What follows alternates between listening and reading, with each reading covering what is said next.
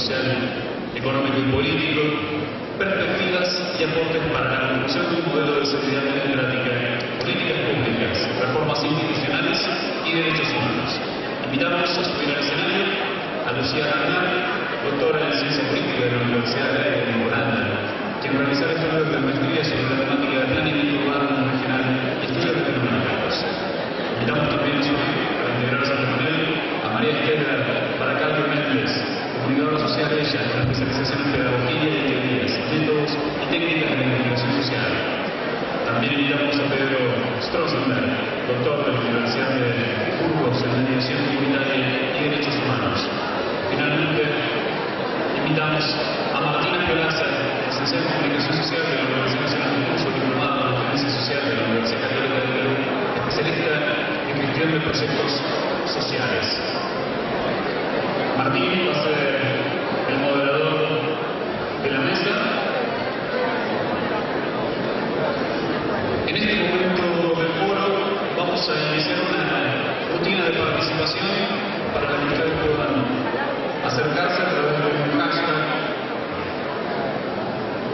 en Twitter y acercar las preguntas a los panelistas. El hashtag Foro 2013, con esa etiqueta Foro 2013, el hashtag Foro 2013 en Twitter, ustedes participan de las preguntas aquí a los panelistas de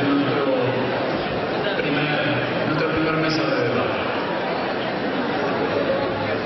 Quienes no tengan teléfonos inteligentes, le piden a la compañía, seguramente no se tienen vuelta para integrarse y así participar si no se acercan a la mesa de y un aviso parroquial antes de presentar la clase que se ha presentado. Si alguien no olvidó el uso de su vehículo, aquí al lado en el sonido está. Si alguien ha perdido el uso de su vehículo, un automóvil, la tenemos nosotros.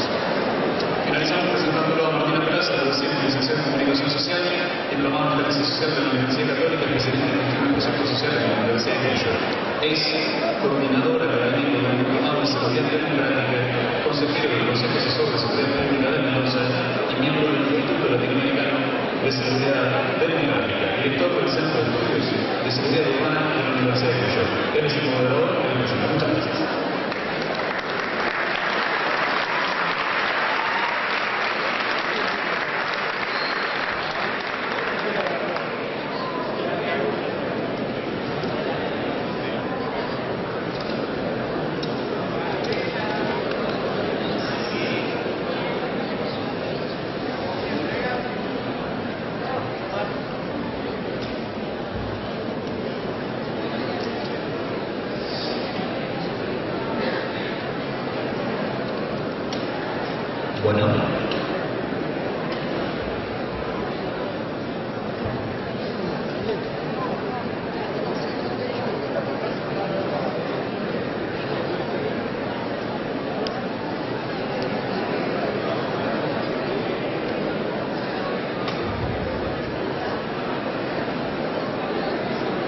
Bueno, buenos días.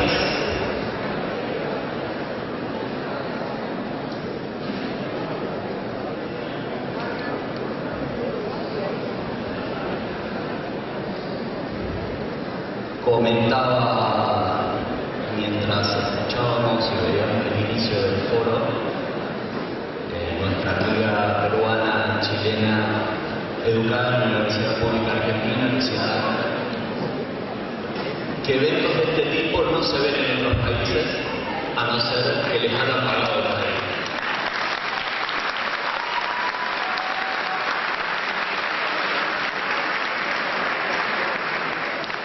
Y sobre todo es muy estimulante que estemos reunidos para discutir un tema que es caliente, pero que un tema que también permite mezquindades, algunas reacciones oportunas y que es muy difícil abordarlo desde una perspectiva seria, pensando desde una lógica progresista cuando vive una sociedad más igualitaria, una sociedad con mejor convivencia, una sociedad más pacífica y que garantice derechos. Por eso es lo que es muy interesante.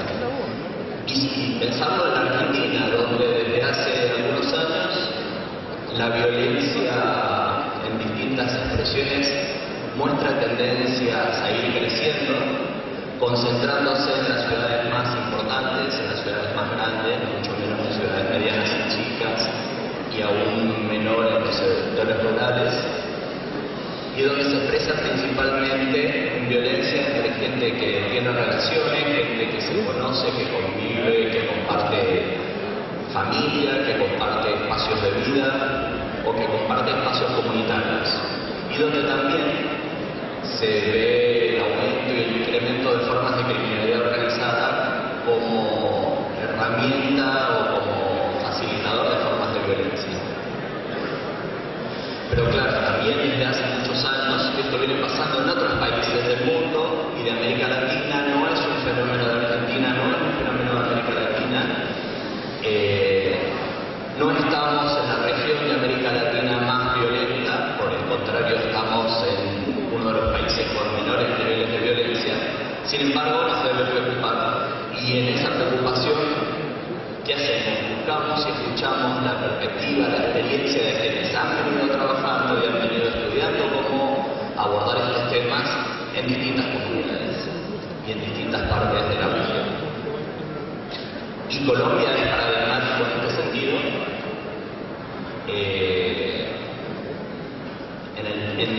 Respecto a los niveles de violencia y respecto a las formas de criminalidad organizada y la captación del Estado por organizaciones criminales.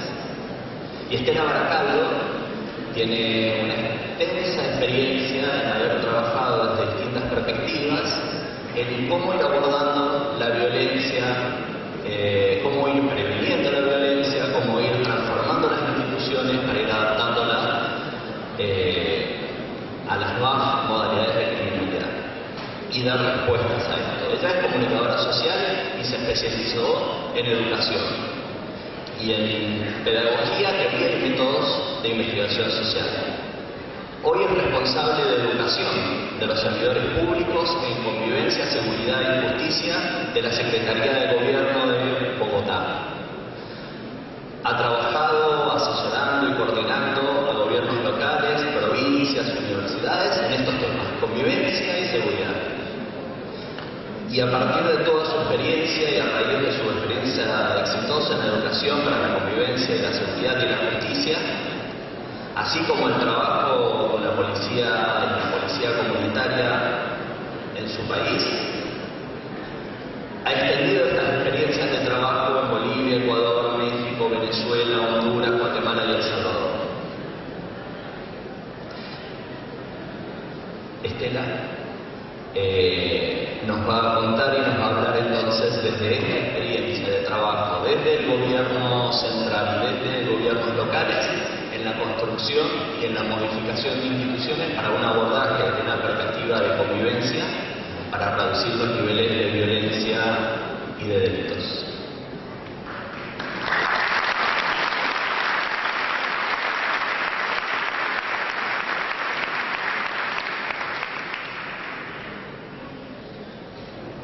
Buenos días. Gracias a la vida por estar hoy aquí. Tengo que decirlo de alguna manera muy convencida desde el corazón que me siento profundamente orgullosa de ser colombiana y de sentir esta hermandad con Argentina, más hoy cuando la vida me da la oportunidad de estar acá,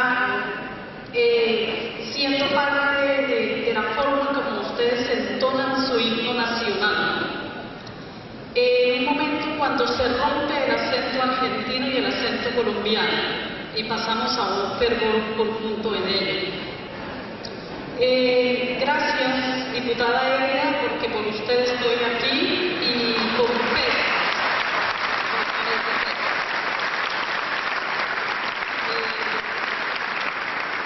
Gracias por el testimonio que me ha dado estos días de su rigor en el trabajo, su compromiso y su sencillez. Es impresionante. Creo que nos parecemos.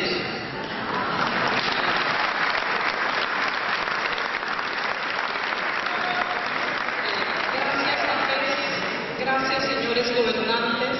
Gracias, doctor Vime. Gracias a todos. tener esa voluntad de llegar hoy aquí para escucharnos mutuamente. Ese es el sentido de las cosas. La intervención que yo hago hoy aquí es de orden personal. Trabajo en la Alcaldía Mayor de Bogotá y en el Instituto Nacional Penitenciario de Colombia, pero no represento a estas instituciones. Y yo voy a socializar algunos elementos que desde luego pueden parecer míticos para muchas personas de Latinoamérica.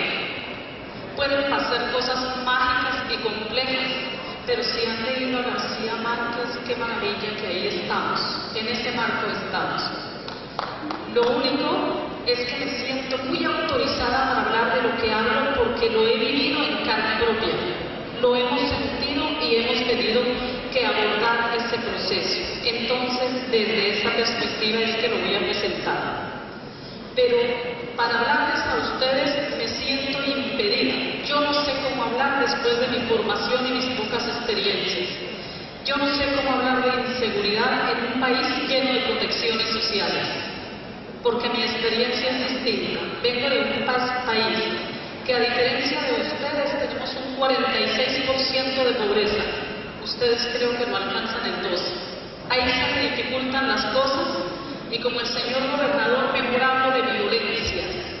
Me ubico ahí, en las violencias que son parte esencial, parece ser, de este proyecto humano, que no lo hemos podido superar y que de alguna manera es el reto de los organismos internacionales al siglo XXI de cómo vamos a traspasar esta barrera, cómo vamos a lograr vivir. Bien, también me siento impedida para hablar en un país tan abundante, tan rico, lo tienen todo. Solo les faltaba el poder divino y ya lo tienen.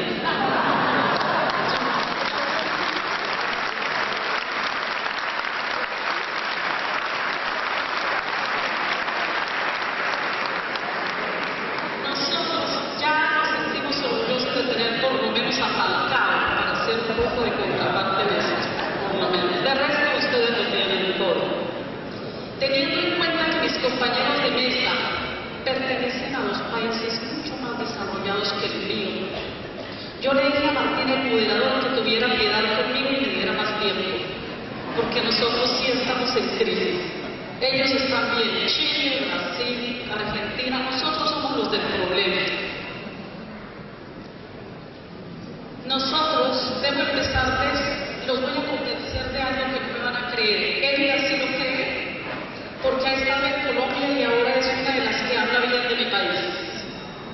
Pero solo tenemos café y flores, no tenemos nada más.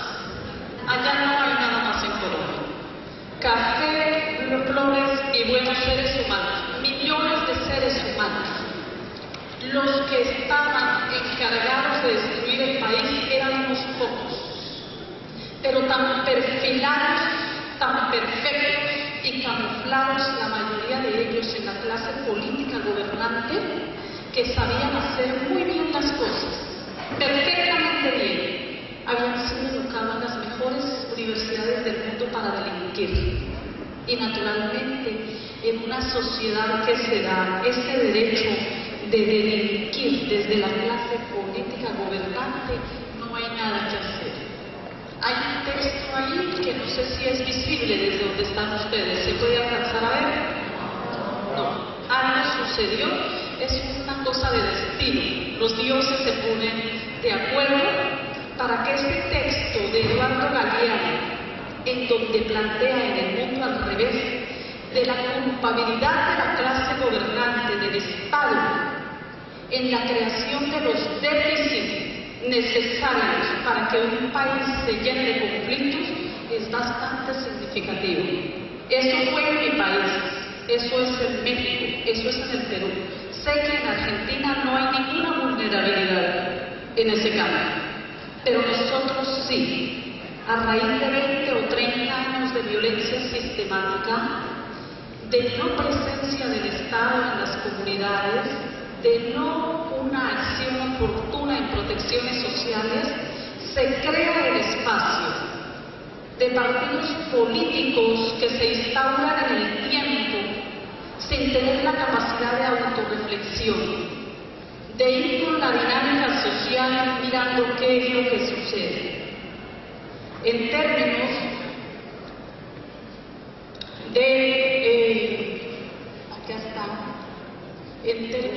de Colombia, me atrevo no a comparar porque no hay niveles comparativos, pero para Colombia realmente Medellín viene siendo como algo parecido a Rosario. Medellín, Colombia, en términos de pujanza, es la ciudad que le ha mostrado al mundo que, lástima, pero que es posible que del mismo conflicto como en las relaciones de amor surgen los incentivos y los mecanismos para salir de la crisis. Siendo la ciudad más pujante de Colombia, como lo viene representando en muchos aspectos Rosario, hoy se da el lujo no solo por los organismos que controlan pues el dinero del mundo para el desarrollo, sino que reconocemos en el país como la ciudad más competitiva y la que ha creado mayores mecanismos para salir de la violencia. Tal vez con el señor gobernador, con ese panorama tan claro que ponía hoy, ustedes se plantean en la situación, va a llegar el problema, está asustando el problema. ¿Qué vamos a hacer? Pues con toda humildad yo le voy a contar y les cuento qué nos ha tocado hacer, a dónde hemos llegado. Después de empezar una década de los años 80, en donde todos los ciudadanos, de manera generalizada, manifiestan y dicen que no creen en la ley, que la Constitución es por si acaso, que la ley es para los que más tontos del país. Nosotros creíamos eso y hoy nos tocó pasar a pensar que para lograr la convivencia, la seguridad y todos los demás asuntos de la vida es necesario obedecer de manera razonable a las reglas que se han pactado en la sociedad para lograr convivir, con un poco de dolor, porque no ha sido fácil.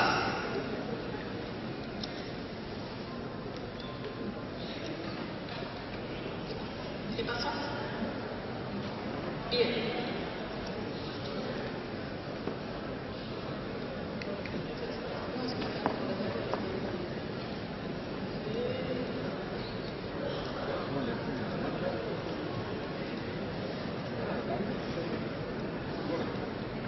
Ya. Nosotros hoy estamos convencidos, como lo han planteado muchos teóricos en el mundo, que este siglo tampoco va a ser fácil, pero que ya llevamos un buen tiempo en donde tomamos fuentes generadoras de la violencia de estos tres grandes factores. La interacción entre los seres humanos generada en un Estado, tanto por la clase gobernante política como por la sociedad civil, está sumado en ese sentido. La relación que los seres humanos establecemos con el sistema y el ecosistema, eso no está planteado y ya estamos viendo otro tipo de violencias. Y el modelo económico que ha llegado a niveles de desigualdad profunda. Pero en Colombia, en los años 80, tocados porque el valor que se pone como mercancía es la vida, llevamos a decir que seguridad es sinónimo de vida, cuando nosotros estamos hablando de la seguridad y de la inseguridad, lo que estaba en juego es la vida. Este es el panorama de mi... ¿Por qué está saltando esto ya? Listo. El panorama nuestro es este en Colombia al empezar los años 80. Ustedes lo pueden leer ahí, creo que ahora sí se ve, ¿cierto?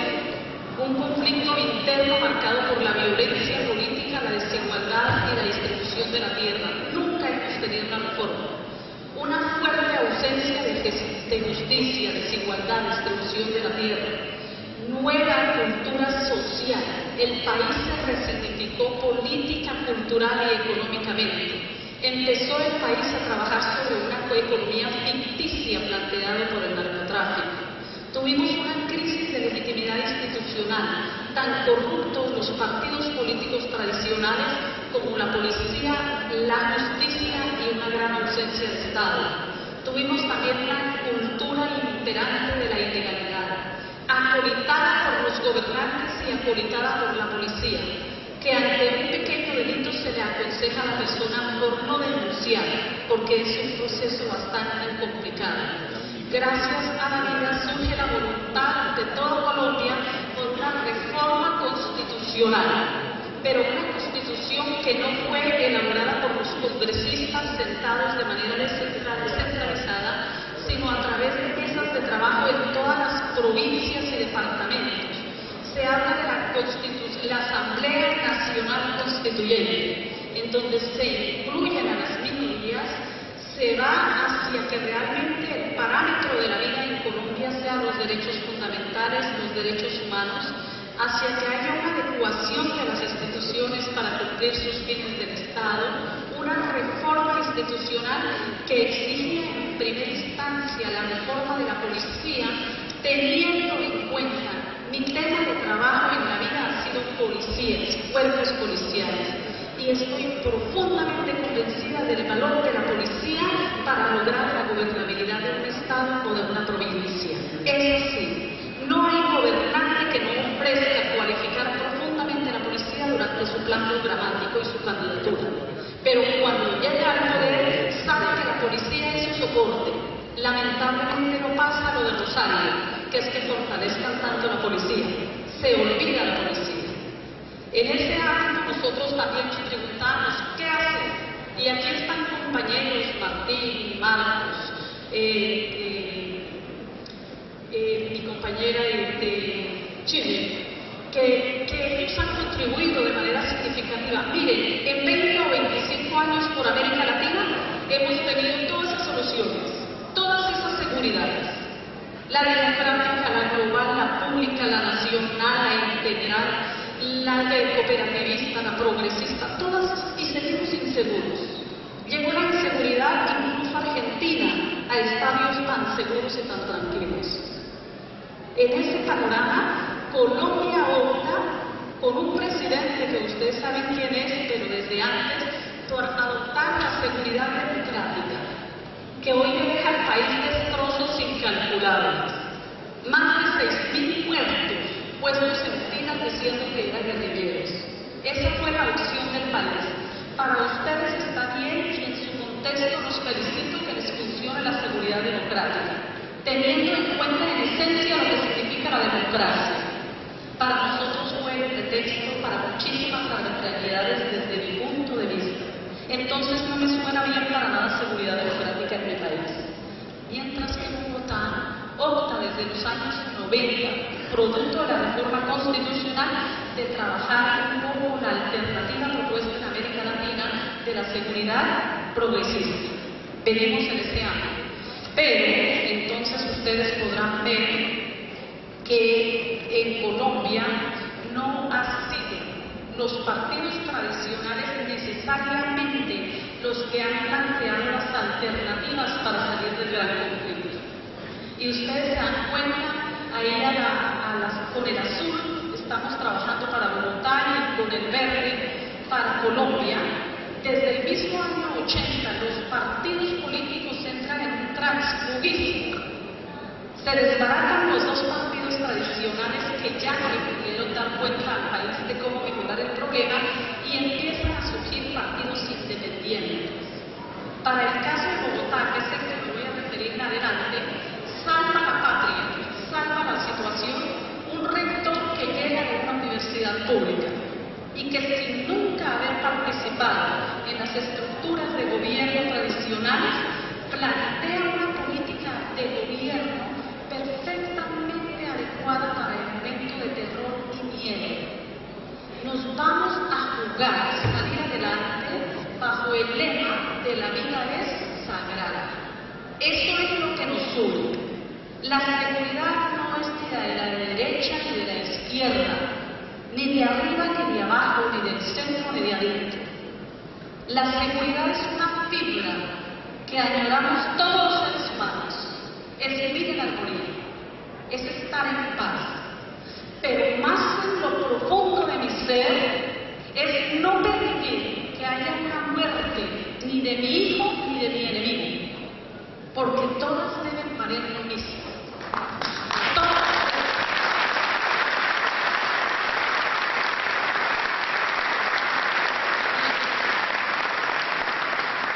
Ahí también nos tenemos que replantear cosas, y es que hoy en día la visión de nuestro trabajo, y tengo que de alguna manera agradecer la entrada del sistema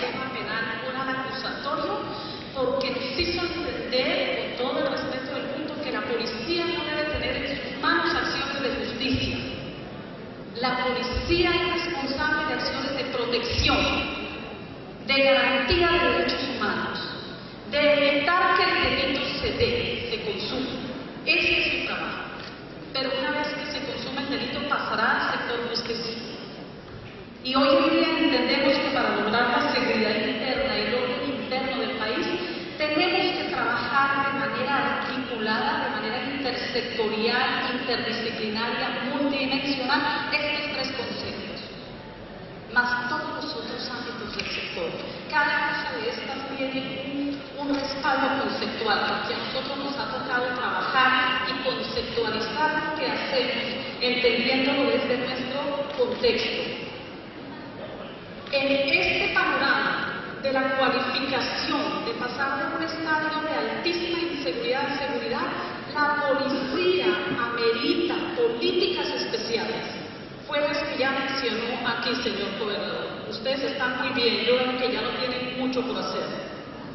Se tiene que necesariamente hacer una revisión sobre la estructura jerárquica de la policía.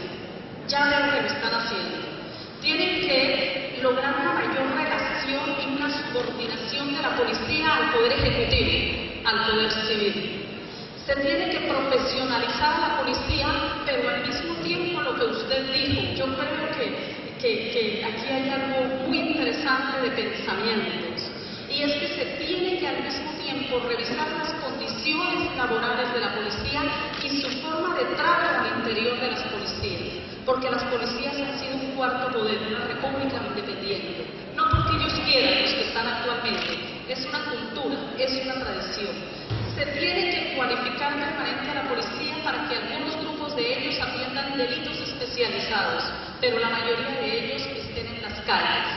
Y nosotros cometimos el error que tenemos que hacer en Colombia de desarrollar la policía comunitaria. Esa fue la alternativa para nosotros como la planteamos. Ya la significamos y pasamos a vigilancia comunitaria. ¿Cuáles son los aprendizajes, pequeños aprendizajes, con mucho dolor que hemos tenido nosotros? Tal vez parezcan sencillísimos a muchos de ustedes, a nosotros nos ha costado mucho. Y nos han costado cosas tan sencillas como las tres que vienen. Ahí está Bogotá, si ustedes lo quieren ver, no lo voy a compartir en términos de violencia. Una ciudad en un nivel de desigualdad que está por más arriba del 50% de desigualdad social. Este es otro panorama, este es otro cuento, es de los de García Márquez, no es de los otros que son felices. Ahí está el índice de alguna manera de violencia, de resultados de violencias en los últimos años. Solamente una síntesis que del año más o menos 93, casi con 56 casos por cada 100.000 habitantes, hoy en día estamos en 16 casos por cada 100.000 habitantes. No quisiéramos tener ninguno, ese es el deseo, pero es que la violencia y la delincuencia y todos estos comportamientos son apenas connaturales a una complejidad humana y a un comportamiento humano, y hoy nos entendemos de esa manera. Ahí hay otras ilustraciones, pero me interesa de alguna manera es compartir con ustedes que nosotros hemos tenido que elaborar en estas 6 administraciones una conceptualización sobre qué es la convivencia, la promoción y el ejercicio de derechos, pero también cumplimiento de deberes. ¿Qué es la seguridad y qué es la justicia? Y son 6 alcaldes que han abonado lentamente a que nos vayamos comprendiendo y nos vayamos resignificando. Esta presentación queda para las personas que lo quieran consultar. Ahí están los gobernantes de Bogotá y de qué partido son. Cada uno trae una propuesta distinta, pero nuestra fortuna fue la altísima sintonía entre 3 alcaldes de Bogotá, 4. Jaime Castro, que diseña la política a 20 años para la actuación desde líneas del Estado y del departamento y no del capricho de cada gobernante a través de macroproyectos. Antanas, que es lo que consideramos que fue una luz muy fuerte, acompañado por Peñalosa, con una política humana, de unidad humana e intelectual, de continuidad de los asuntos exitosos y de apreciar profundamente, como usted le dijo a nuestro periodista, pueden ser 9 fotos de sentido positivo y solo una mano. focalicémosla en la mano intersectorialmente y las otras 9 que sean positivas. En ese sentido, vamos entonces con pequeños aprendizajes sencillísimos. Aquí están. La convivencia y seguridad es una construcción conjunta que opera bajo el principio de la corresponsabilidad de todos los actores. Argentina puede caer ahorita en el asunto de que la gente acostumbrada a que todo estaba resuelto cree que el único culpable de la inseguridad sean los gobernantes. Puede, pero no necesariamente. Se trabaja con las autoridades civiles, se trabaja con las comunidades y se trabaja con los responsables directos de la seguridad. Bajo tenemos que el principio fundamental es el social. El que el Estado cumpla con ese fin de respetar la vida, promoverla y disponer de las condiciones para que ella se desarrolle en un amplio marco de la dignidad. El otro aspecto y el otro aprendizaje trata de estar de alguna manera ilustrado en este gráfico, que es que se tiene que dar una política de culturación ciudadana, que llamamos nosotros, de educación ciudadana permanente de servidores públicos y de ciudadanía en general y cada actor que conforma la sociedad. Debe haber mejoramiento continuo de toda la parte logística y las infraestructuras del espacio público. Debe haber una educación permanente de las normas. Las normas no son estáticas. ¿O qué vamos a hacer? ¿Que la gente siga diciendo que no cree en la norma? Pues si están malas, si son injustas, hay que removerlas. Eso es lo que hemos hecho de alguna manera en Bogotá. Y tenemos unos desafíos, que es que se activen de manera real los gobiernos locales, los gobiernos provinciales, para el caso que sea de ustedes, a través de estas metodologías que nosotros planteamos acá y que se pueden consultar de otra manera, en donde vemos que la seguridad, la inseguridad, es producto de la interacción humana. Es un asunto de orden sociológico, psicológico y de las ciencias sociales, más que de técnicas policiales, más que de niveles coercitivos, más que por la ley. No estamos hoy día convencidos de eso, pero sí estamos convencidos que para lograr el bien general sobre el interés particular tenemos que trabajar en el marco de la legalidad, y ahí tenemos que dar absolutamente todos. Gracias, y queda el café para importarnos a la Argentina.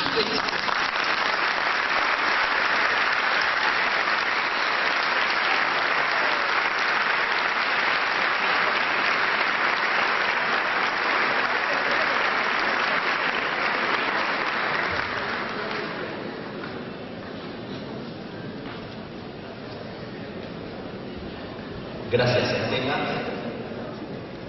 Ella nos llevó desde un planteo en el que sostiene que en su país hay dificultades estructurales y una ausencia del Estado muy fuerte.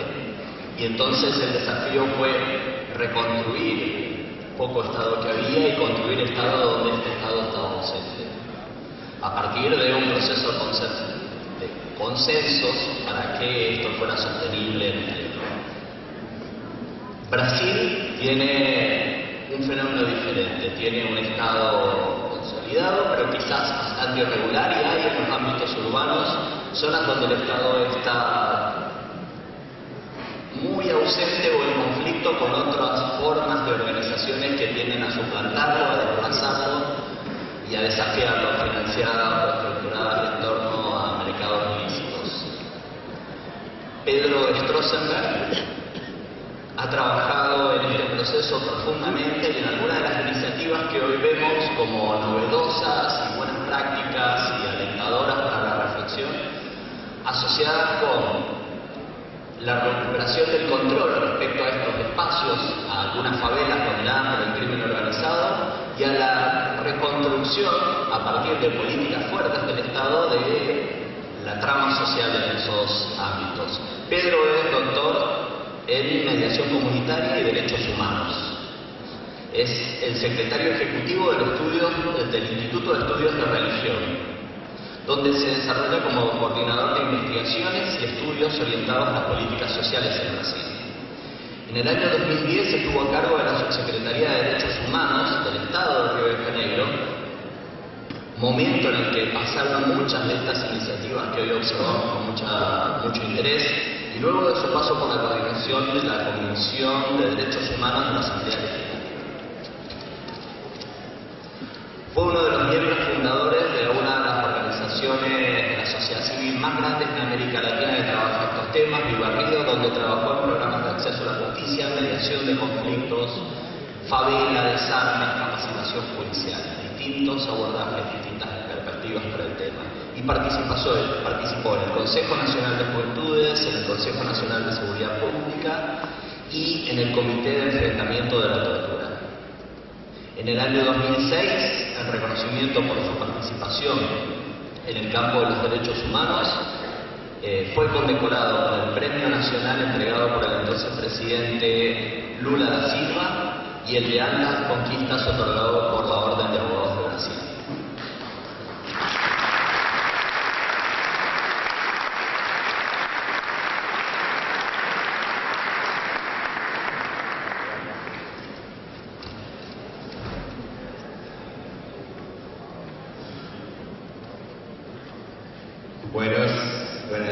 Buen día, buenas tardes. Creo que ahora llegó el momento crucial de que estar a la militancia de vosotros para ver si nos comprendemos mutuamente. Lo juro hacer el esfuerzo máximo de mi castellano y pido a cada uno y cada una de ustedes que también hagan lo mismo, así podemos construir una puente que aproxime el portugués y el castellano. Me esforzaré para hablar en castellano. No, castellano es posible, pero un portugués de lo mejor. Quería agradecer esta invitación y todo esto aprendizaje, porque hace mucho que escucho y conozco el espíritu más crítico, más combativo de Argentina, pero creo que es la primera vez que estoy pudiendo mirar una gestión que junte este espíritu con también su acción en un gobierno de cambios, de transformación, de políticas efectivas. Así que para mí conocer ahora Rosario, conocer ahora la provincia de Santa Fe, es también conocer una Argentina que no tuve hasta ese punto contacto y conocimiento. Creo que el tema de los gobiernos de Latinoamérica es un tema muy complejo y quizá contradictorio, ¿no? Porque vivimos una democracia institucional que muchas veces no es real, no está para todos, no es disponible de manera colectiva y de manera plural. O sea, vivimos una historia de democracia, pero una historia de democracia que se distribuye de manera muy desigual. Así que para mí es un gusto poder hablar de política, hablar de esta contradicción. Vivir en un país, por ejemplo, que es gobernado por un partido de izquierda, pero dentro de una coalición que son como 20 partidos. Y algunos de estos partidos estuvieron siempre el gobierno. O sea, los gobiernos cambian, pero el partido sigue. Así que ¿es un gobierno de izquierda o es un gobierno que intenta gobernar dentro de sus posibilidades? Nosotros militantes más de izquierda reconocemos los avances, pero tampoco estamos satisfechos en estar estructurado un sistema tan rígido y tan dependiente de negociaciones políticas y partidarias. Para tener una idea, Martín, el presidente de la Comisión de Medio Ambiente del Congreso Nacional es el mayor productor de soya transgénica del mundo. O sea, es el presidente de la Comisión de Medio Ambiente. El presidente de la Comisión de Medio Ambiente de Derechos Humanos de la Cámara Federal es un pastor evangélico, homofóbico y racista.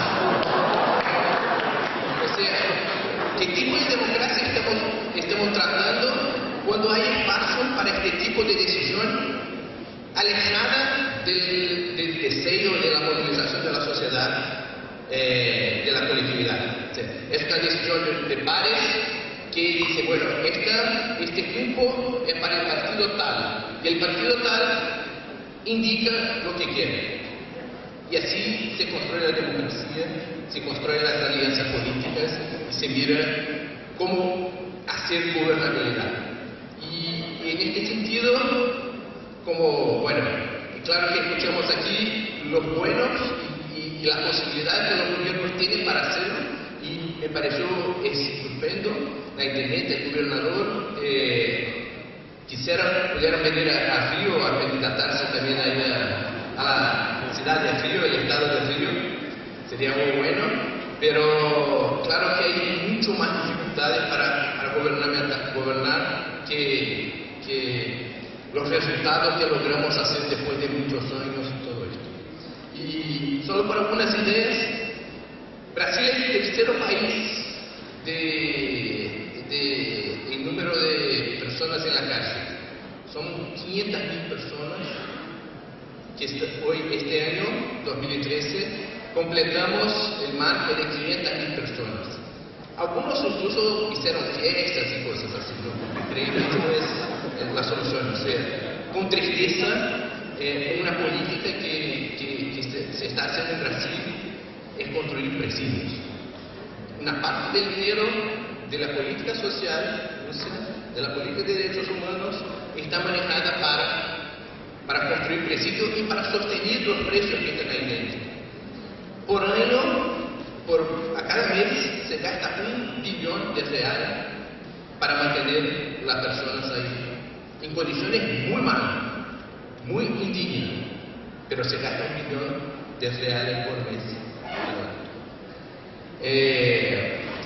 Tenemos casos de desarrollo sin derechos humanos. Desarrollo es necesario en esta sociedad que vivimos. O sea, podemos querer otro tipo de desarrollo y otro tipo de crecimiento, pero en esta está dado.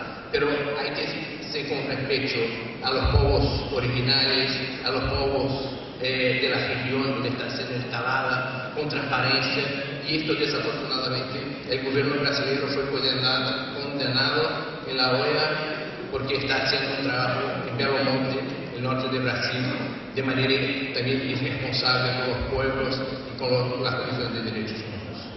O sea, es un espacio de contradicción absoluta, porque igual tenemos avances importantes de transferencia de renta, de viviendas.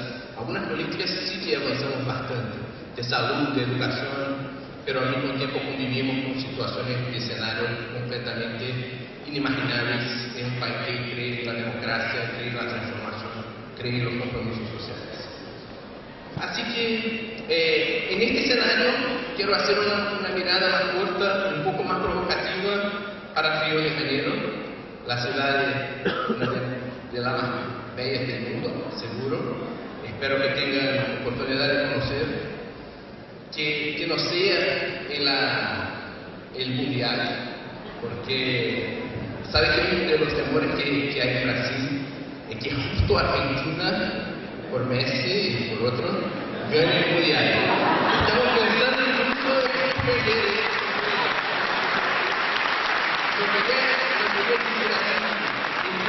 pero de verdad que ese es un temor que tenemos nosotros, pero vamos a ver qué pasa. Esta es una de las unidades raras en Brasil, no querer que la Argentina gane el mundial, al menos en nuestra casa, ¿no? Pero bien, entonces en Río vivimos una experiencia muy interesante que quería compartir con vosotros, con el gobierno, con la municipalidad, porque trata de algunos temas.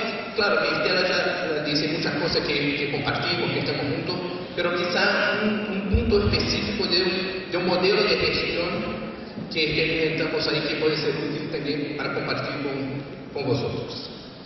Se llama UPP Social. No sé si dónde es mejor para... UPP Social fue... Ahora te comprendo, Estela. Solo un contexto rápido, que UPP Se llama Unidad de Policía Pacificadora. Es un modelo, es una práctica de la policía focada en las favelas de Río que busca hacer un policiamiento comunitario, pero se llama un policiamiento de proximidad. Tienen modelos un poco distintos.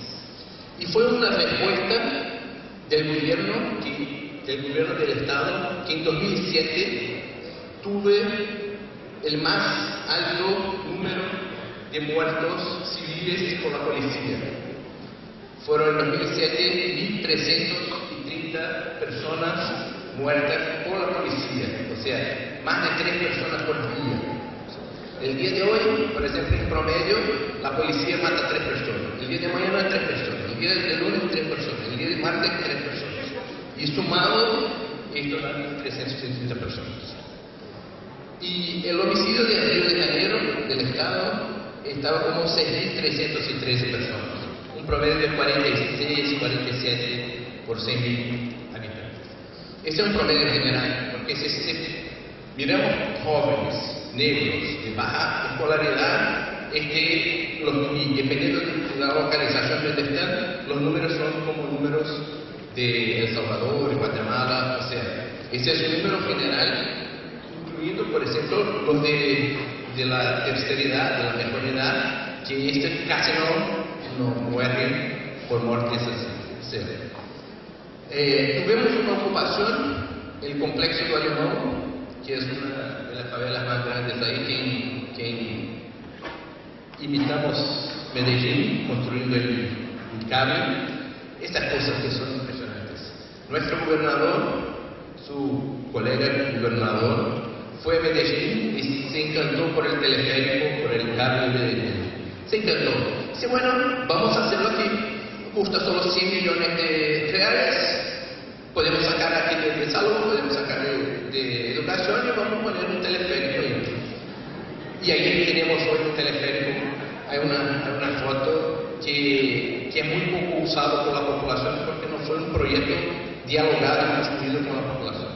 Pero el complejo do Alemão, 1.350 policías se juntaron, hicieron una operación de un día y mataron 19 personas. Y entonces, en 2008, el gobierno crea la primera OPP, que llamamos de OPP militar, que es OPP de la policía. La policía produjo un grupo separó un grupo de policías para estar en la favela Santa Marta, en el Río, y ahí crear este modelo. No se sabía muy bien qué se quería hacer, pero la idea, como dice Martín, de controlar el territorio. Este territorio fue, no sé si hay algunos acá que les gusta Michael Jackson, por ejemplo. Michael Jackson hizo un filme, una película ahí en el Río, y procuró el secretario de Seguridad en su momento, o sea, 15 años atrás más o menos. Y el secretario dice, no es posible hacer un filme en la favela, no podemos garantizar la seguridad, no es posible hacer esto, vosotros tienen muchos riesgos. Bueno, y Spike Lee, que era su director, fue a los narcos y negoció con los narcos. Y el narco, en este momento, hoy no está más vivo, dice, bueno, no hay ningún problema. Lo único que quiero es tener un espacio para mirar el show.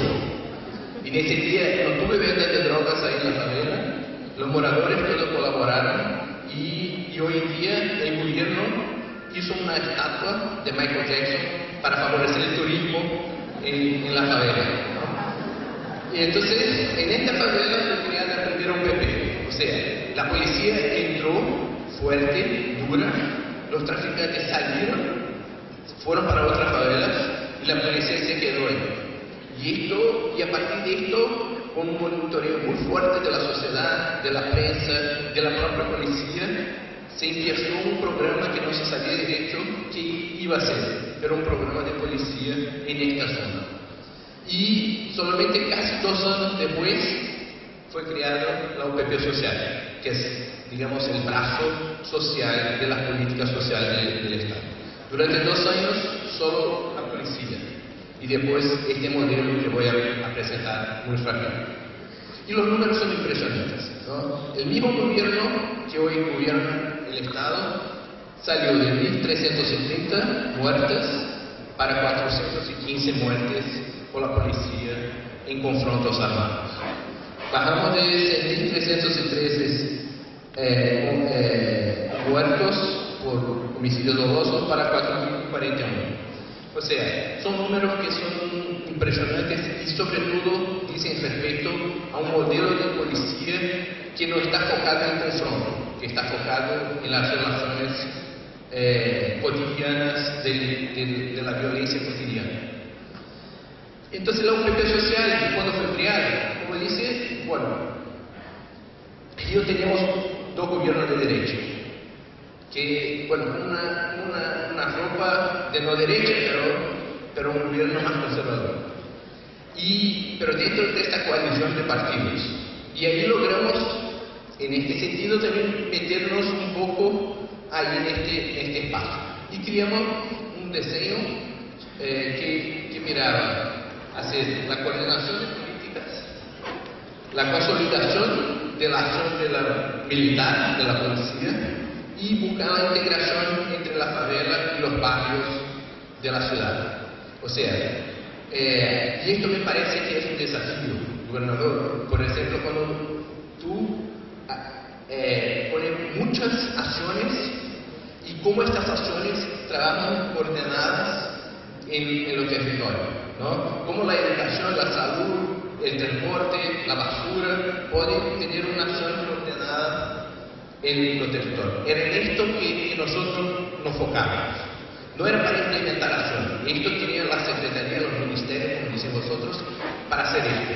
Nosotros estamos mirando solo la coordinación de estas políticas. Era un equipo que miraba esto, producir información y producir coordinación de programas estadual, federal, municipal, con la sociedad civil, con el sector privado. O sea, este era el tono de nuestra acción. Y en este sentido, algunos conceptos que teníamos. El primero, acceso a bienes y servicios públicos con cobertura y calidad. O sea, aquí está en portugués, pueden percibir, ¿no? Cobertura y calidad. O sea, lo que queríamos hacer, elevar el padrón de servicios en las favelas igual como los barrios. No es para ser mejor, no es para, bueno, ahora la favela tiene los servicios mejor que su barrio, pero elevar la misma posición, ¿no? Y ampliar la cobertura. Por ejemplo, en la favela de Maré, donde Martín conoces, hay 8 escuelas de nivel básico y ninguna de nivel medio.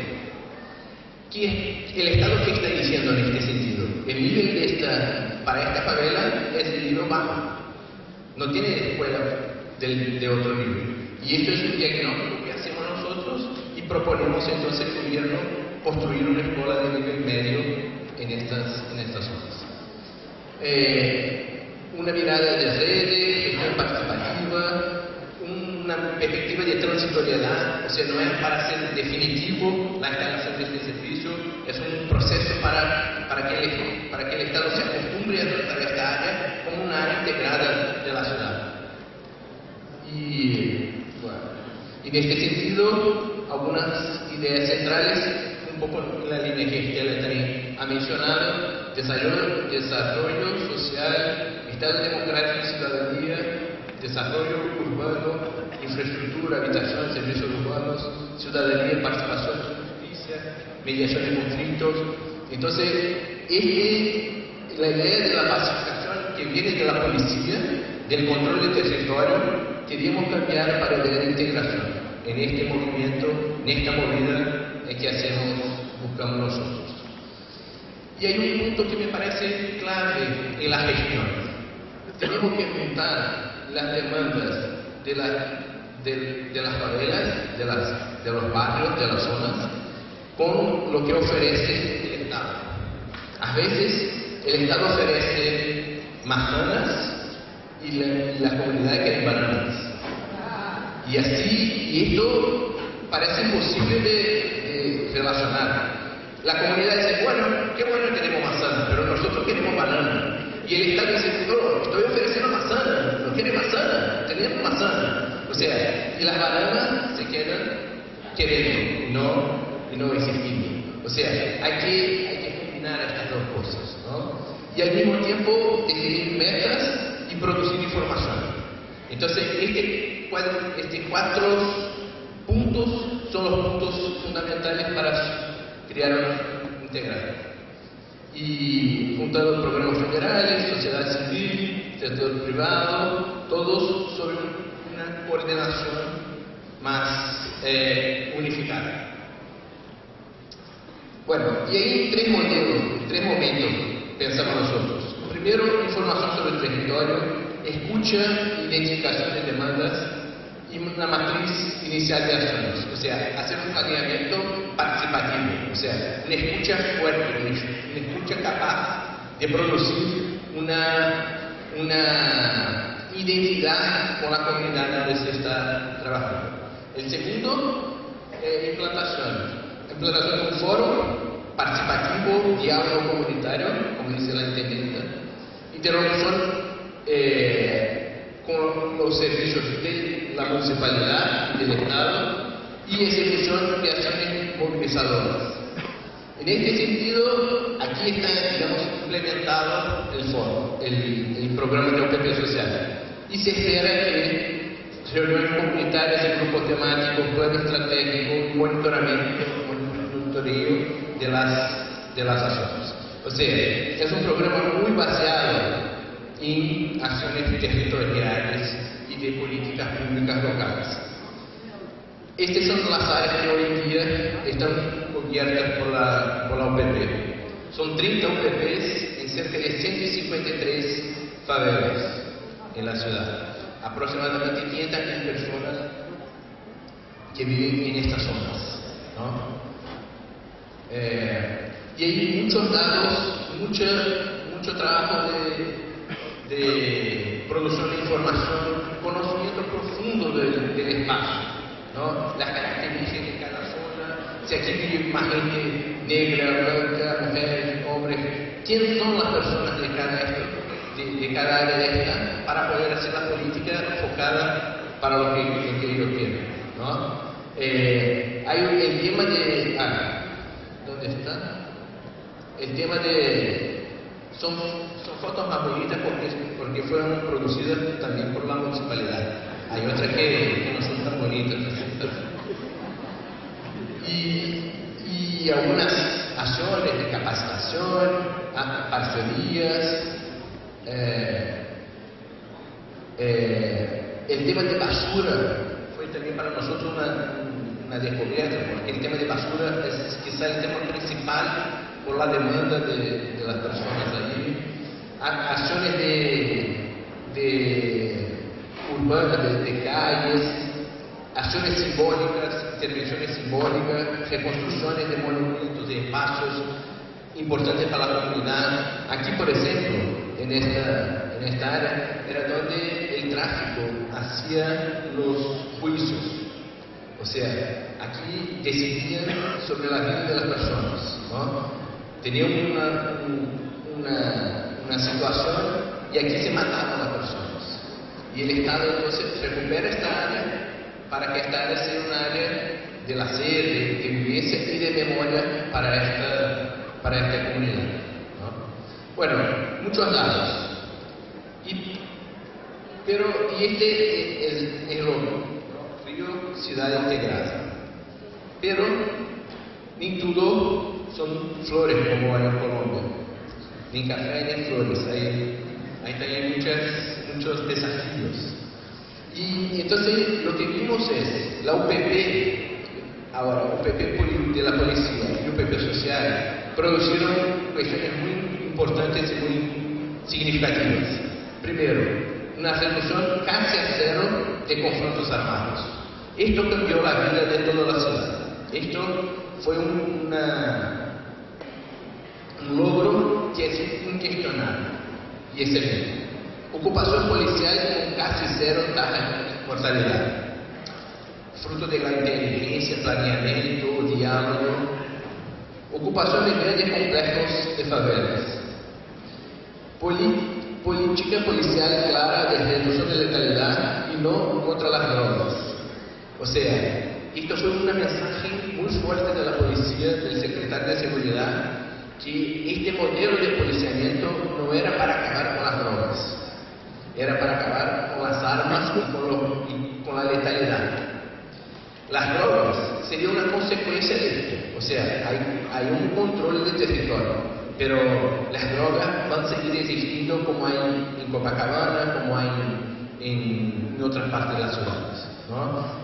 El problema de las fronteras, el problema del consumo, pero en la favela no sería el caso del control del territorio, de un tipo que tiene 15 años y pone un fusil en las espaldas y sale diciendo cómo tiene que ser la conducta de los moradores. Hay un caso también bastante interesante en este sentido, como el armamento es muy importante para la cultura del río. Tuve una vez que estaba en una favela, en una de las favelas, y había un joven que estaba pasando con una moto y con un fusil atrás. Y yo estaba con un tío. Y yo dije, bueno, ¿qué pasó con el niño? Ahora está en el tráfico, ¿qué pasa? Y el tío me dice, no es esto. Es porque tiene que pasar, está estudiando, está bien, pero tiene que pasar con la arma. Porque si no, las chicas no le dan valor, no le dan importancia. Entonces hace esto, alquila la arma, aquí alquila la moto, solo para pasar así como tener una importancia local, ¿sabes? Y esto que se sorprendió, la cultura del arma, esto sí es un cambio muy significativo. Pero la cultura del arma sigue con la policía, y eso es el desafío que tenemos hoy. Sacar también las armas de la policía. O sea, bajar la letalidad de la policía. Y este paso es grave. Registro de la calle de las favelas. La favela tiene más de 100 años en Río de Janeiro. Y en los mapas de la ciudad no aparece la favela. O sea, si uno va a la favela de la Rocinha, por ejemplo, no tiene una calle paralela, no tiene una dirección. Tiene así, está por detrás del bar de José, está abajo de la creche, de la niñería, ¿cómo se dice? Niñez, para niños. Guardería. Está abajo de la guardería de Dona Rosa, pero no tiene una dirección. Y esto se intenta y se empieza a hacer ahora. Poner nombres, reconocer, el Estado reconocer las calles de las favelas, ¿no? Y esto es un cambio muy significativo. Y incremento de empleo, cursos, y esto sí, son las cosas buenas que tenemos. Pero algunos desafíos parecen superables. Un primero, el calendario electoral. Es impresionante, porque Brasil tiene elecciones a cada 2 años, ¿no? Municipales o nacionales, estaduales. Y en cada momento de esto parece que, bueno, vamos a suspender las políticas sociales, vamos a hacer políticas asistenciales y después volvemos lo que... Pero se interrumpe la política y ahí para retomar es un costo enorme y es también un desgaste porque la población no les cree más. Así que el calendario electoral parece fatal para nosotros. La otra cuestión es fragmentación de las políticas públicas, ¿no? Cada uno quiere ser padre o madre de las políticas. Entonces, esta hace los mismos programas, pero quiere cambiar el nombre, quiere hacer una nueva inauguración, quiere hacer una nueva... Así me parece, bueno, este es el niño, no es igual el tuyo, es igual. Las personas dicen, bueno, es lo mismo. Dicen, no, no es lo mismo. Ahora es diferente. Y en esto de que ahora es diferente, vamos a...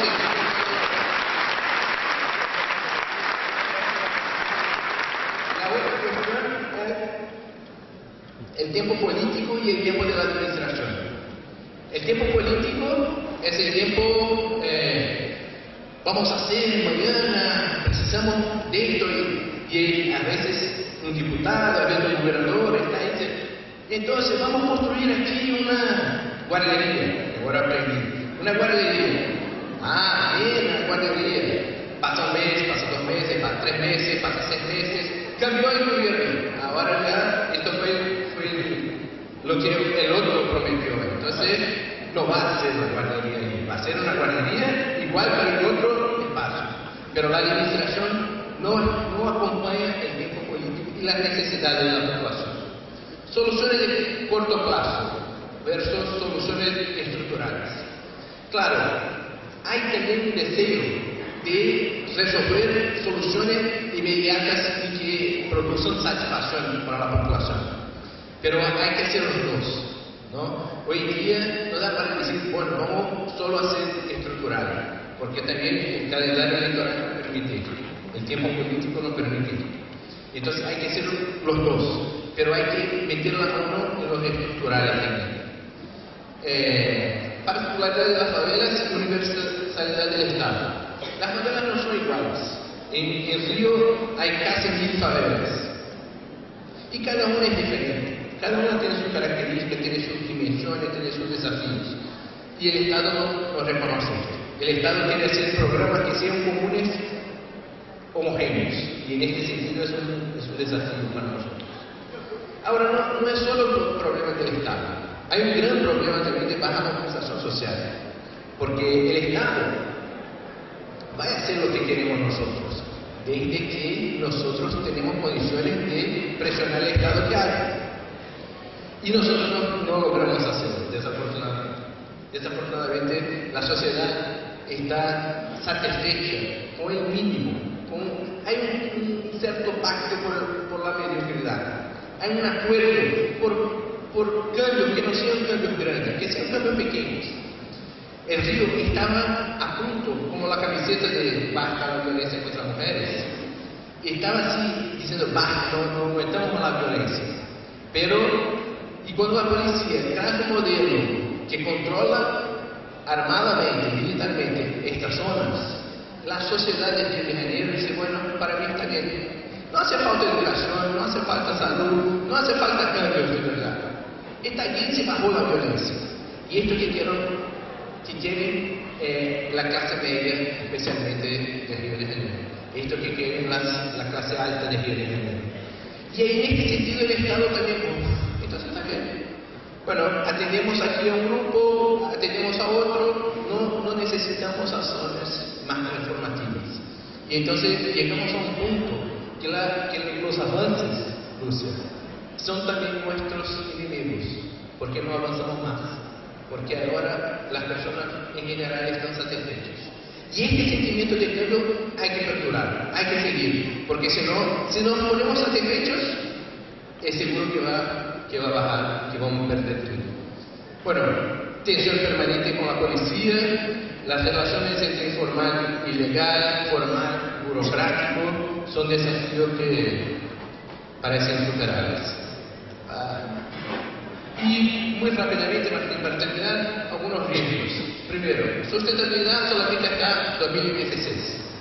Río tiene la visita de uno de vosotros, ahí en julio, el Papa, porque tiene una jornada de juventud que va a movilizar 2 millones de personas ahí en Río. Tenemos el Mundial, vamos a tener la visita de otro de vosotros ahí. Y 2016 tenemos los Juegos Olímpicos. Y en este punto parece que todo está hecho para terminar en 2016. Y no sabemos si 2017 está en el calendario de Río de Janeiro o no, o se va a parar ahí. Es una ciudad de precios exorbitantes.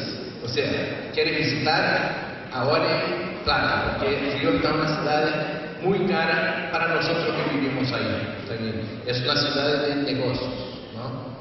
Hay emoción nueva en las favelas. Mucha gente está saliendo de las favelas porque las favelas están mejor, bajo la violencia, y no hay una política de urbanización y de quedar los moradores ahí de las favelas. Entonces, como son frágiles las relaciones, viene otro, compra una casa y la persona que vive en la favela va más alejados, ¿no? Legalidad por encima de cuestión de la cultura. Estela dice, si la ley no es buena, hay que cambiar la ley. Frustración, menor frustración, limitación de áreas turísticas y económicamente mejores. El mapa de la ciudad está muy marcado por áreas nobles, donde están las UPPs. No hay tanto en áreas más pobres de la ciudad. Entonces esto es una preocupación. Y la policía se queda sola, enflaquecer la sociedad civil, retomar la presión de conflictos armados. O sea, hay un escenario también que nos amenaza regredir, retroceder, y con esto perdemos no solo lo que logramos avanzar, pero también perder la esperanza, el deseo de cambio. Así que, por último, quería decir, son una provocación así de muchos años de experiencia en Río de Janeiro. La UPP no es una solución, pero es un aprendizaje importante de gestión pública y de trato con la policía. La policía es entrenada hace muchos años para producir violencias. No hay crimen organizado en Río de Janeiro, sobre todo, que no tiene involucramiento de la policía o del parlamento. Decir que el crimen organizado está en la favela es un juego político que es peligroso. En la favela tiene lo que son sustituibles, ¿vale? Lo que pone uno y viene otro. Los que son mandantes de crimen, lo que hacen el comercio de drogas, lo que hacen el comercio de armas, está en la policía, está en los parlamentos, y en este espacio precisan también ser buscados por una justicia que tampa los ojos para esto. Así que hay que hacer un cambio muy fuerte de la policía, hay que tener compromiso de la sociedad civil, hay que buscar justicia a través de la justicia, cambiando también la justicia. Pero hay que tener en cuenta que no es sufocando los territorios de favela que vamos a combatir el crimen organizado. El crimen organizado está más bien instalado que nosotros podemos imaginar. Y en este sentido, este trabajo es un trabajo que tiene que ser sumado a otros tantos que son hechos. Así, bueno, muchas gracias.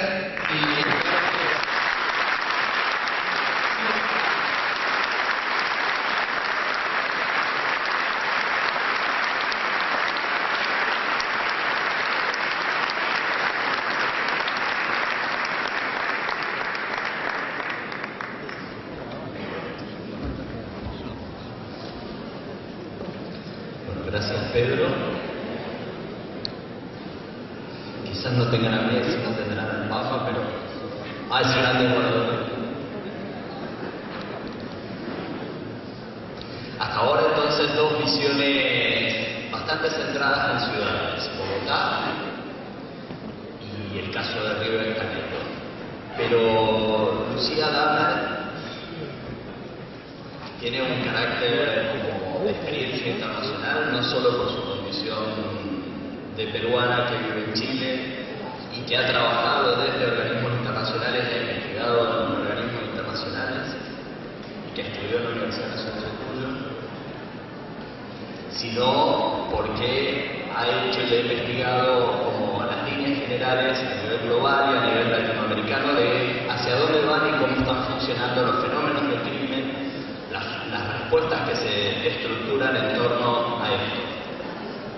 Ella es doctora en Ciencias Políticas de la Universidad de Leiden, de Holanda, y realizó estudios de maestría sobre planeamiento urbano, regional y estudios latinoamericanos. Es la directora ejecutiva del Consorcio Global para la Transformación de la Seguridad y es profesora de la Facultad de Humanidades de la Universidad Nacional de Chile. Ha realizado investigaciones fundamentalmente en Flaxo, con una bibliografía muy extensa. En su experiencia laboral se destaca que ha asesorado las gestiones y programas de seguridad ciudadana a muchos gobiernos de América Latina, fundamentalmente en Chile, Argentina, Perú y México, tanto en el ámbito de los gobiernos locales como de los estados centrales.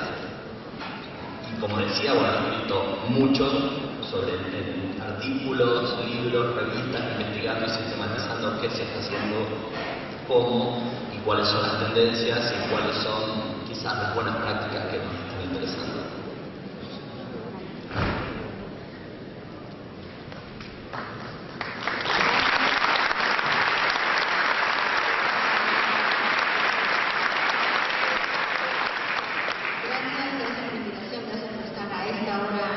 amigo. Bueno, como bien dijo Martín, sí, soy producto de la Universidad Pública Gratuita y de Calidad Argentina, y es algo que se reconoce como una deuda en nuestro momento para la gente.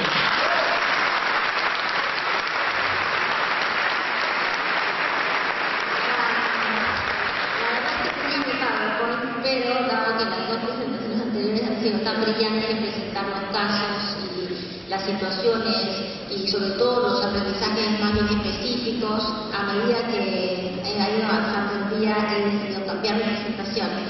Y yo les voy a hablar acá de tres situaciones distintas. Uno, 10 problemas que tiene América Latina y Argentina. Dos, 10 incendios que tiene América Latina y Argentina. Y tres, 10 intentos de solución. Antes de eso, me gustaría decir que en realidad de seguridad no sabemos nada.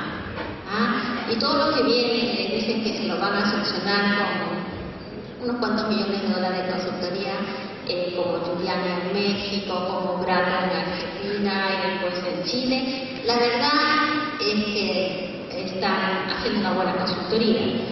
Por varios motivos. Si uno va a Chile, los datos de seguridad están bajando. Y no hay una explicación realista que pueda decir por qué tenemos menos delincuencia. Entonces empezamos a estimar que tal vez es el pleno empleo, que tal vez son algunos programas sociales, y otros países como Uruguay, que tiene y fue por muchos años el país más seguro de América Latina, uno va para allá y la sensación de seguridad es enorme y no hay una explicación real de por qué es tan grande. Y hay volúmenes de libros que tratarían de explicar el fenómeno, como bien dijeron los anteriores expositores, de la violencia, el conflicto, la inseguridad, de formas incluso antagónicas. Y en ese sentido creo que es bueno reconocer que partimos en un área que es un área del Estado bastante abandonada, es un área donde los datos son, no digo no transparentes, muchas veces inexistentes. En el caso argentino, por lo menos desde el 2009 el gobierno nacional decidió no publicar más los datos. Entonces cuesta hacer un diagnóstico realmente sobre Argentina porque los datos no están. Y lo que hay son los datos de la policía, como todos ya sabemos, son bastante débiles. Y en ese sentido digo, no solamente no sabemos nada, sino que las respuestas han sido bastante caóticas. Yo creo que Estela lo presentó bien cuando habló de estas múltiples creatividades respecto a la seguridad humana, la seguridad democrática, la seguridad urbana. Bueno, todas son casi lo mismo. Pero en esta necesidad como de ir poniendo el nombre en las iniciativas de política, empiezan a aparecer conceptos o formas de narrativamente interpretar el fenómeno que lamentablemente no han tenido un resultado, digamos, en la práctica de la gestión. Y acá quería aprovechar el minuto de agradecer probablemente uno de los eventos en los que he participado con mucha asistencia ciudadana, pero probablemente uno de los pocos donde además están los políticos. En general,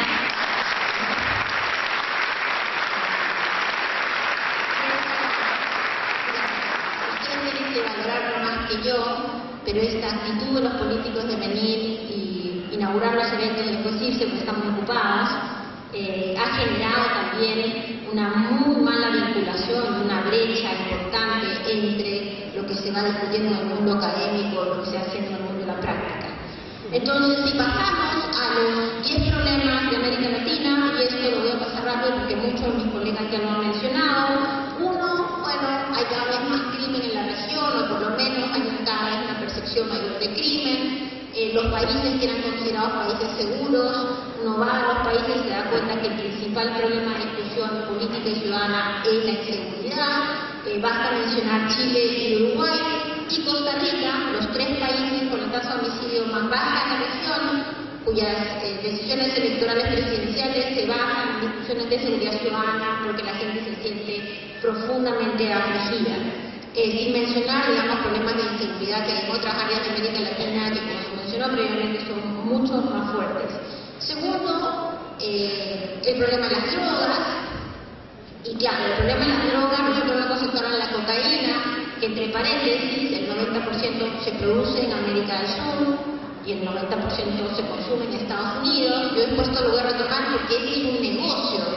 Entonces, si nosotros tratamos de enfrentar el negocio con herramientas que no son realmente de pensar quiénes tienen la plata, cómo se maneja la plata, quiénes lavan el dinero, nos quedamos centrados, digamos, en la parte más baja de la estructura del negocio, que son los que venden la droga en las calles, no resolvemos el problema del negocio, pero ciertamente tenemos un problema con las drogas, y yo acá quisiera además, en el ámbito de esta discusión y de lo que ustedes van a conversar probablemente cuando regresen a sus territorios, que si bien la droga es un problema cuando uno habla de la cocaína o la pasta base, hoy en día uno de los principales problemas en América Latina es el alcohol y el tabaco, que son drogas legales, que han logrado establecerse como legales, pero cuando uno mira los datos de los principales hospitales de Gran Buenos Aires, hay mucho más gente que muere por ingesta excesiva de alcohol que gente que llega por fumar marihuana y estar en un coma, digamos, de consumo de droga.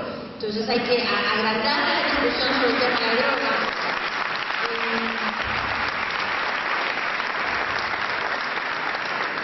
Si solamente nos centramos en la droga como la pasta base, la cocaína, estamos mirando una parte muy específica del problema. Ahí yo no voy a abundar en esto, pero ahí entran las propuestas de legalización del consumo de la marihuana, que evidentemente tiene que tener un debate en lugares como este. El tercer problema es que la policía no funciona. Hace 20 años, más o menos 20 años, yo escribí uno de mis primeros artículos sobre por qué en Argentina la gente se sentía insegura, y todos mis números me dieron a que la gente se siente insegura porque la policía es pésima.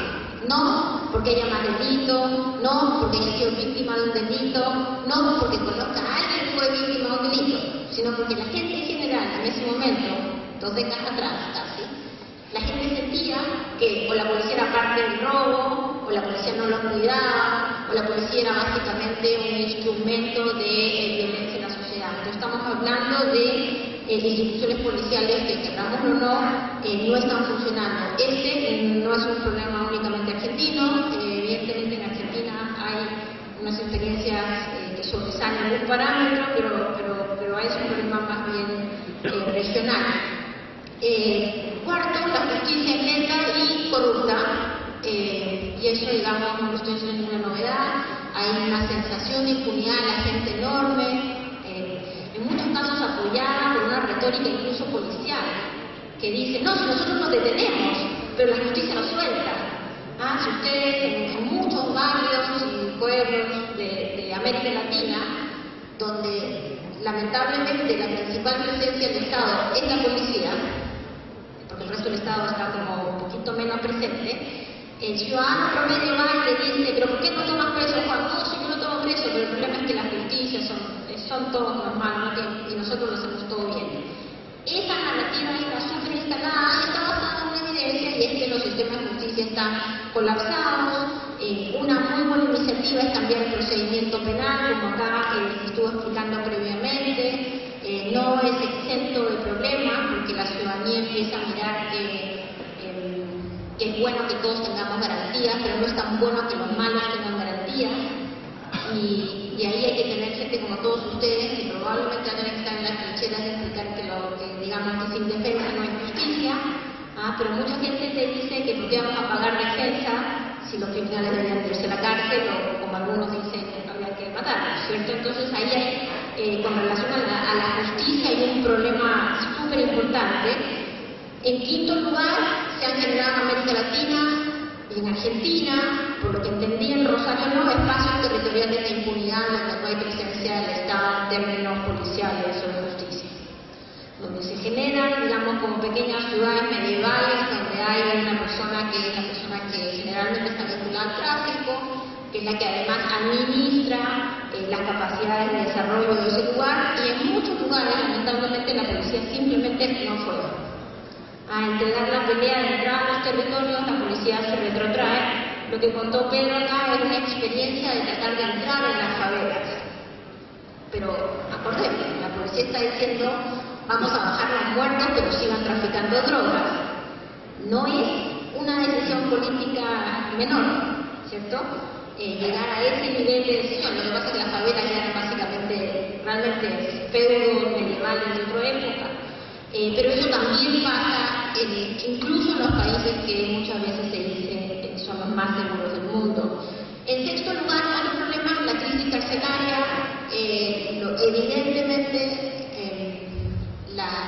han sido abandonadas por muchísimos años.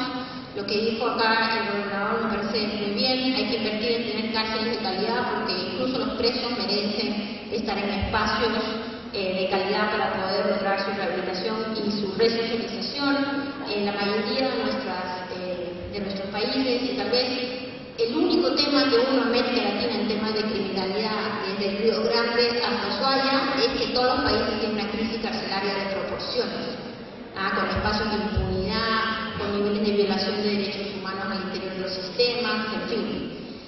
El séptimo punto es que las políticas sociales avanzan muy lentamente. Probablemente Rosario, por todo lo que hemos escuchado, es una excepción a esa regla, pero en general las políticas sociales están mucho en la narrativa, pero muy poco en la práctica y en la gestión.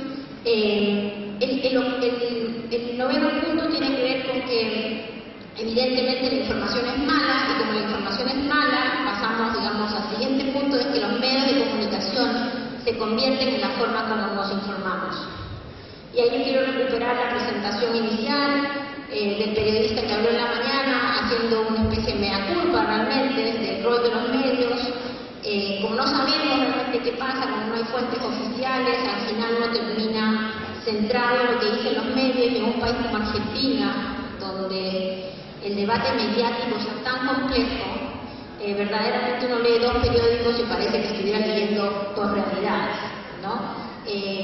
En el tema de la seguridad aún peor, exacerbado en muchos casos por un contenido que no tiene que ver con ningún conocimiento sobre el tema, sino más bien con una decisión política editorial.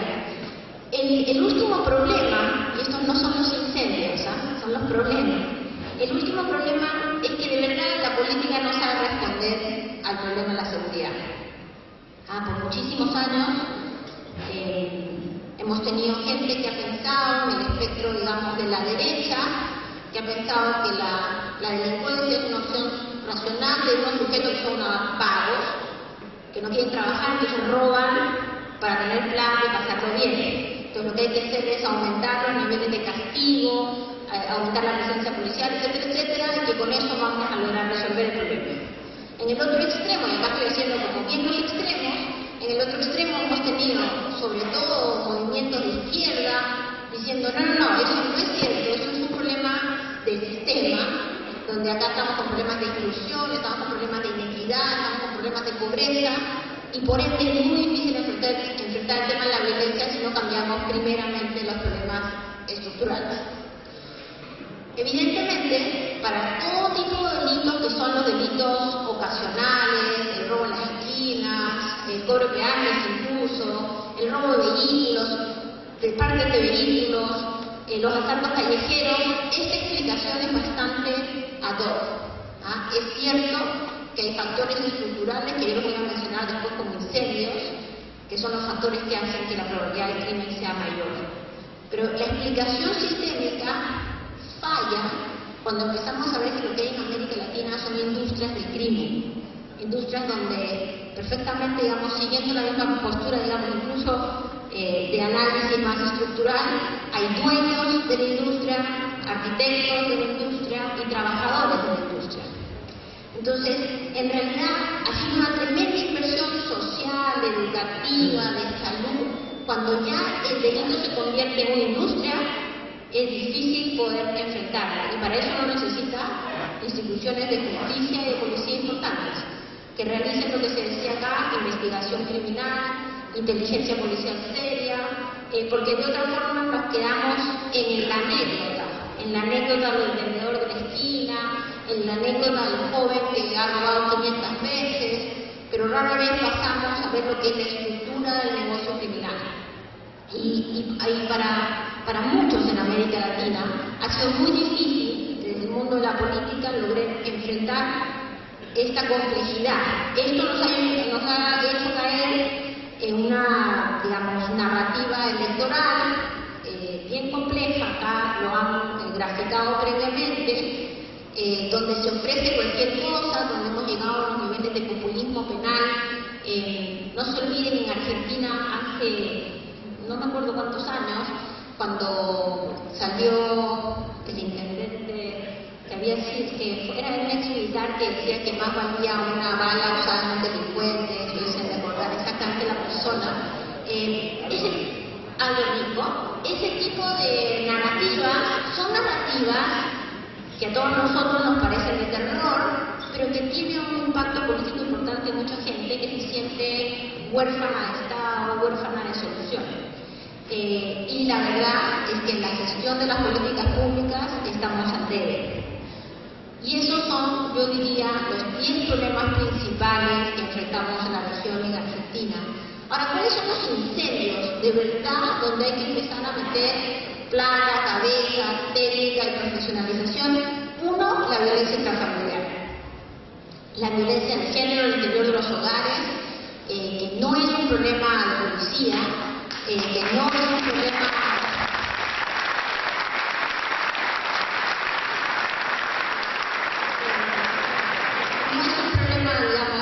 criminalizar, pero sí todos los estudios serios que se han hecho en el mundo respecto al tema de la criminalidad y la violencia demuestran que niños que son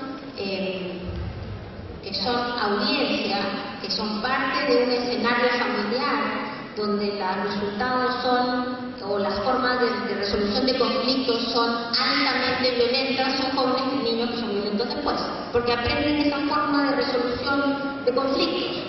Entonces, evidentemente, podemos empezar por otros lados, pero hacer campañas importantes para el reconocimiento y sobre todo para el control de lo que es la violencia intrafamiliar, la violencia doméstica, me parece importantísimo. Y ahí hay un incendio en América Latina. Por más que hemos avanzado, que tenemos algunas presidentas mujeres, por un montón de otros indicadores, de verdad todavía tenemos una violencia intrafamiliar importante, que socializa a nuestros hijos en formas de relacionarnos muy poco constructivas. En un segundo lugar, vinculado con eso, está un incendio que pocas veces es percibido, que es el embarazo adolescente. También todos los estudios demuestran que una mujer joven que queda embarazada y que, como en la mayoría de nuestros países, la botan del colegio porque el colegio no quiere tener una niña embarazada porque es un mal ejemplo, tiene una pareja que también es un adolescente que probablemente no tiene ni una formación y capacitación para el trabajo, las probabilidades que esos dos muchachos entren en el mundo de la violencia y la delincuencia son muchísimo más altos que si esos dos muchachos se mantienen en el colegio, van a la universidad y tienen apoyo estatal para salir adelante. Entonces ahí hay un segundo espacio donde hay un incendio, donde hay muchísimos casos de niños adolescentes con niños que no logran, digamos, insertarse bien. El tercer punto es el tema de las adicciones, ya lo han tratado más acá. Acá hay una emergencia de salud pública en América Latina. Argentina no es una excepción. El último reporte de drogas del mundo, Argentina quedó muy mal en los rankings de consumo de cocaína, de los consumos de pasta base y principalmente ahora en el crecimiento del consumo de las drogas sintéticas. Quedó muy mal Argentina, a pesar que los datos, digamos, de por sí son promedio. Así que imagínense lo que debe ser cuando esos datos uno los empieza a mirar por grupos poblacionales específicos. El problema de las adicciones, como les decía hace un rato, es un incendio que involucra el alcohol y el tabaco y que requiere una nueva política contra las drogas, que no es una política tampoco de policías y carceleros, sino es una política de verdad de salud pública. Para la cual algunos avances se han hecho, pero la verdad es que los avances no han sido tan sustanciales. El cuarto problema es la violencia juvenil. Y yo por violencia juvenil no estoy hablando de las pandillas, de las cosas típicas que se hablan cuando se hablan de violencia juvenil, sino estoy hablando de la violencia en las escuelas. Ya lo dijo acá bien el gobernador que me precedió, los problemas enormes que hay de convivencia al interior del espacio escolar. Él mencionaba una mamá que viene a pegarle a la profesora. Yo he visto muchísimos casos de alumnos que voltean y le pegan a los profesores. El 50% de los niños, en una última encuesta en Chile, dijo haber observado delitos o violencia al interior de sus escuelas. En otros países donde se replica esto, los datos son absurdos de altos. Una violencia juvenil, además, vinculada con una enorme, y de esto no hay mucha bibliografía, pero con una enorme exacerbación sobre el uso de la violencia cotidiana. Entonces pareciera que portar un arma no trae consecuencias. El ejemplo de Pedro me pareció muy interesante. Para muchos niños que ven la tele, que juegan a los juegos, uno va matando policías en el juego, pero los policías después se van levantando, ¿no? Pareciera como que el uso de la violencia no trae consecuencias físicas, personales, a un otro. Y para eso, la verdad es que los niveles de iniciativa política pública son también bastante específicos. El quinto incendio es el porte de armas. Esta es otra industria muy vinculada con la seguridad, la industria de seguridad privada en la región. Si ustedes piensan, la industria de seguridad privada es una de las industrias que más ha crecido en América Latina y más ganancias. La idea de hacer una serie de preguntas, vamos a reemplazarla por una posibilidad de derecho a réplica a cada uno de los tres expositores, bajo la idea de que sugieran, a partir de las experiencias que contaron y de lo que han observado y han escuchado, como algunas ideas muy puntuales de acciones enfocadas en lo local y enfocadas en el ámbito estatal o en las instituciones, pero brevemente 2 o 3 puntos, no más de 2 o 3 minutos, pero antes quisiera tomar un apunte y preparar la idea como hacer una observación respecto a un tema que fue transversal en todos, y es que en la historia reciente de nuestros países se demuestra cómo la priorización y la puesta en primer lugar de la guerra a las drogas y la guerra al delito significó simultáneamente el retroceso de la presencia del Estado en garantizar derechos y de políticas sociales. Y entonces ahí está el dilema: cómo focalizar en el problema, cómo dar respuesta, crear institucionalidad, formar cuadros, abordar el problema, pero al mismo tiempo no perder de perspectivas los objetivos centrales de una visión y una política progresista. Yo no sé quién habla primero. Pedro. Bueno, menos de 2 minutos. Creo que hay 3 ideas básicas para mí. Una es gestión de la información. Creo que eso es un tema central, cómo manejar la información y juntar crianzas y también traducir esto en rendición de cuentas. El control externo de la policía, mecanismo de participación junto a la policía es muy importante para se quedar sola. No puede estar nunca sola, hay que estar siempre juntos y tenemos que estar juntos para que pueda cambiar.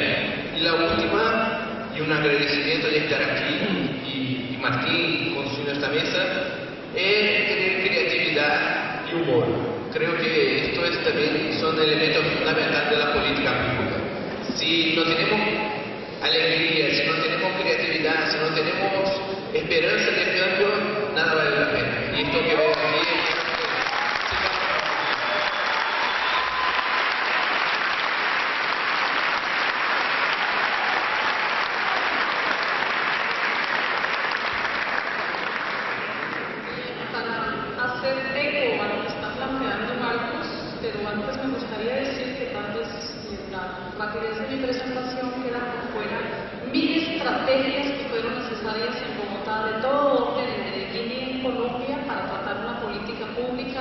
intersectorial, multidimensional, tratando de vincular lo que es la parte social, la parte jurídica y la de infraestructura para sacar un tema de estos adelante que es tan supremamente complejo y desborda todo territorio. Entre algunos temas, o uno que diría que podría sugerir, desde luego, es la necesaria implementación de profundos procesos de investigación social, desde mi punto de vista. Y en ese sentido, ¿para qué? Para comprender y dimensionar el problema, a fin de no dejarnos llevar por el pánico social, porque nosotros en nuestra calidad de colombiano podríamos decir que están demasiado asustados ustedes frente al tema, y eso puede llevar a unas terribles confusiones y a desviarse del camino. Entonces hay que tener mucho cuidado en eso. Lo segundo es la educación es la que salva esto para transformar una cultura de la ilegalidad, y en nuestro caso a través de metodologías lúdicas, como dice Marcos. A veces nos toca hasta reírnos de las situaciones y y echar mano absolutamente del juego y de todas aquellas dinámicas que llegan a tocar la emocionalidad. Lo tercero es lo más difícil, tanto en Colombia como para Argentina, creo. No se puede escatimar esfuerzos en el diálogo de lo nacional con lo local. Así sea de lo más difícil que puede haber, pero es que en nuestro proceso todo el tiempo hay una tensión permanente entre la política del gobierno nacional frente a lo de Bogotá para trabajar el tema. Entonces, mientras nosotros damos 5 pasos, el gobierno nacional lo puede borrar por menos de 1. Por la potencia de lo que es un gobierno nacional y sus intereses. Ahí no se puede descuidar el asunto.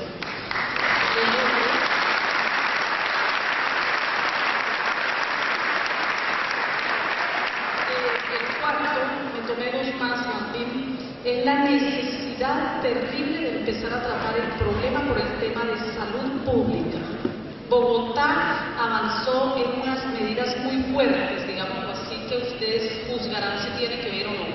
En la autorización de la dosis personal de 30 gramos de drogas de origen vegetal para las personas que así pues dentro del ámbito de la libertad propia puede hacer. Y lo segundo, se acaba de abrir los 5 primeros centros de atención para drogodependientes. Es más fácil tenerlos a ellos ahí en nuestra historia y contexto que 500 personas u 800 personas que bajo efectos de la droga lesionan a otras diariamente para atracar y conseguir los recursos que necesitan para consumir.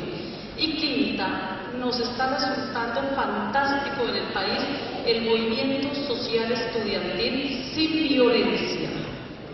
Desde todas las universidades y todo el ámbito estudiantil, casi que como vigilantes de algo que se inventaron, el país que queremos y que tenemos que lograr todos los días. Gracias.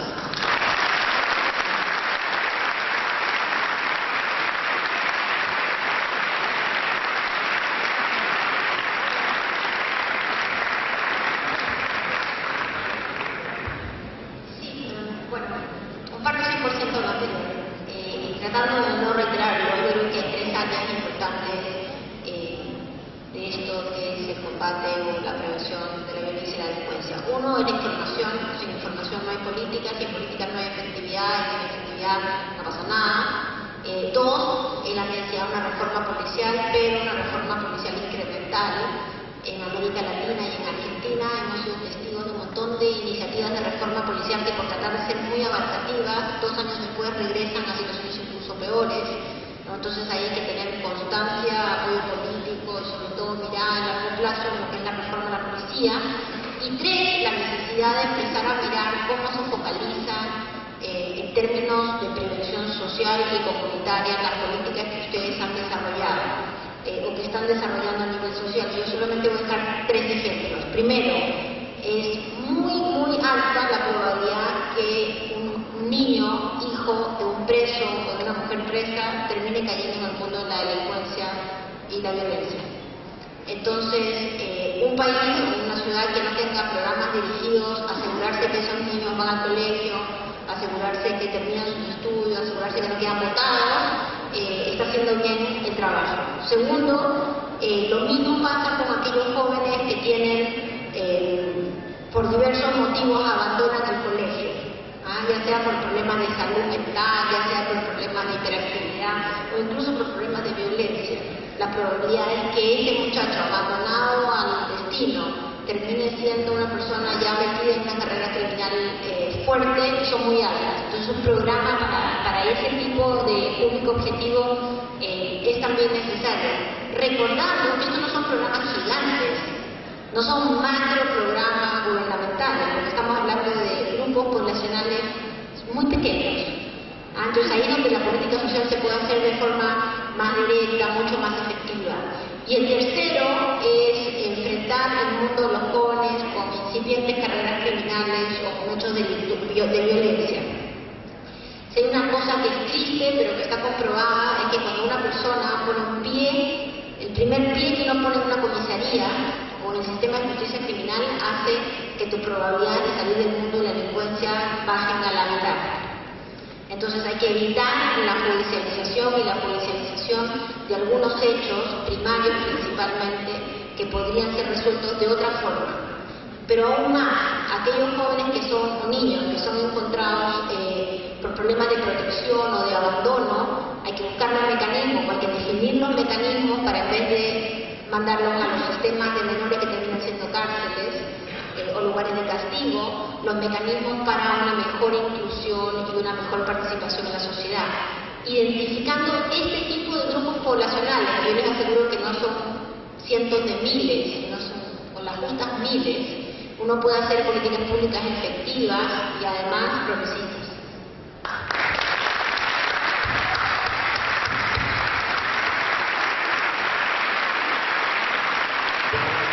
Gracias a todos por la atención.